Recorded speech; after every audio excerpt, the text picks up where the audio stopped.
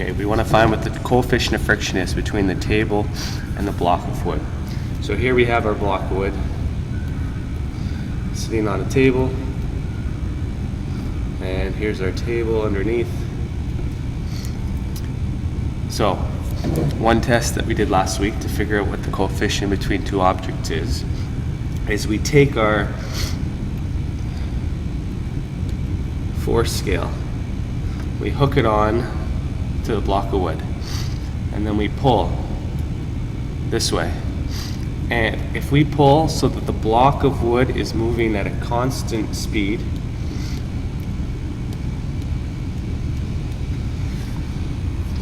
constant speed or constant velocity means your acceleration is equal to 0.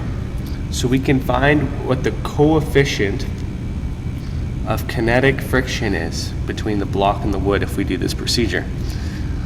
To see how it's going to help us, let's draw a free body diagram of the forces acting on the block.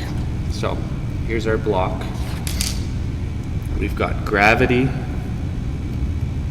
down,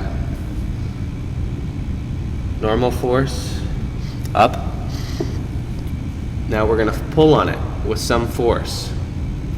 You can call this the applied force or the force of tension, but this is going to be whatever we read on our Newton scale here, our spring scale. So just say this number says, as we're pulling it with a constant speed, just say this reads 2.5 newtons. That's telling us that the force of tension is 2.5 newtons. So we know what this number is. I'm going to put arrows to help us see this. Now, there's another force acting on it, and that's friction, backwards.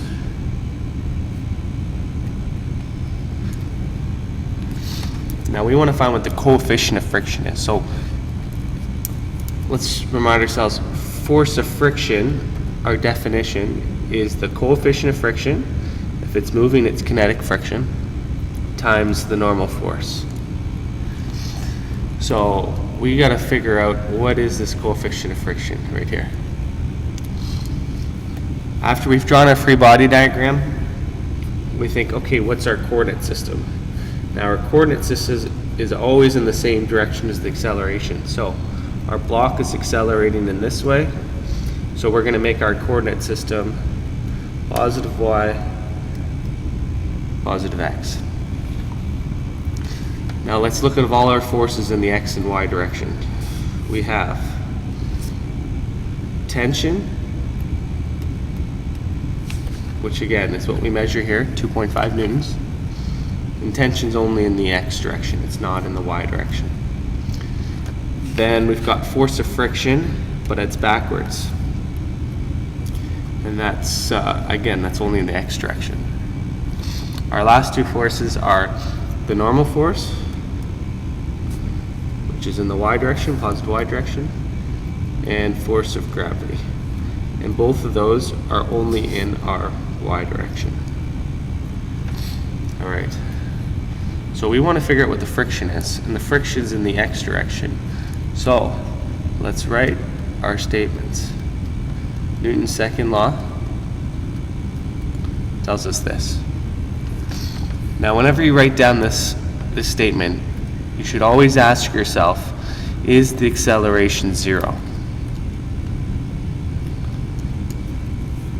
Before we do that, let's write down all of our forces in the x direction. We have force of tension minus force of friction. And if we pulled this at a constant speed means it's not changing its speed, so its acceleration is 0. It's not changing its velocity. So if this is 0, then my whole right side of the equation is 0. So we get the force of tension is equal to the force of friction. Now we measured what this is. Our scale told us this was 2.5 newtons. So that's our force of friction. So we're close. Look, we want to figure out what the coefficient of friction is. So we just figured out what the force of friction is, 2.5. So if we can figure out what this normal force is, then we've got the force of friction, the normal force, and we can find what the coefficient is. So to find what the normal force is, let's look in the y direction. This will help us. The y direction. So again, you're going to write down Newton's second law. And then you always ask yourself, is the acceleration 0 in the y direction or the x direction? Oops, sorry about this. This should read y. Is the acceleration in the y direction 0? Well, my block is not moving up or down, it's only moving to the right. So it's only moving in my x direction, it's not moving in my y direction. So yeah, my acceleration in the y direction is 0. So when I write down all my forces in the y direction, I've got normal force, force of gravity, that's all equal to 0. So let's isolate for the normal force. Force of gravity. Now the second formula you might have to remember, we've got force of friction here. The second formula is force of gravity is mass times gravity.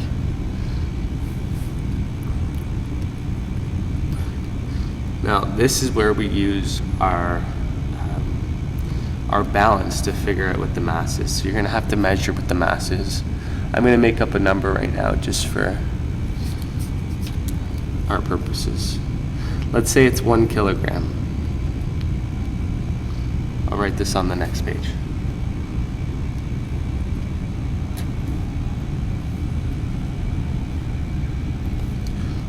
So let's see here. Right, mass times gravity. Okay.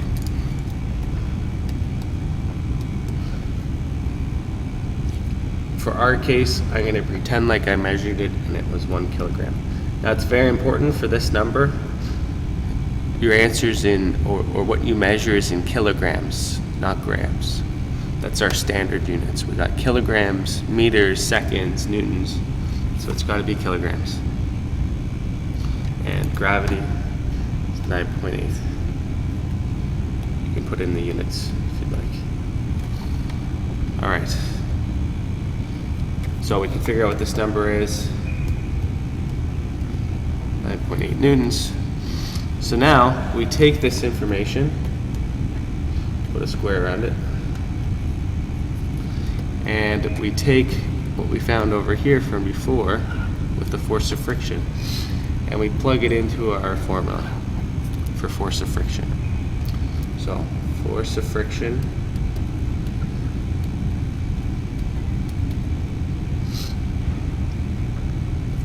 force of friction on the last page was 2.5 newtons.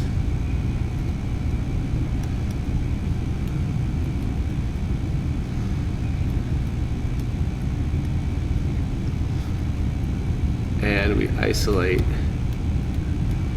for our coefficient of friction. Alright, so you put this in your calculator and you get 0.27. That's our coefficient of friction.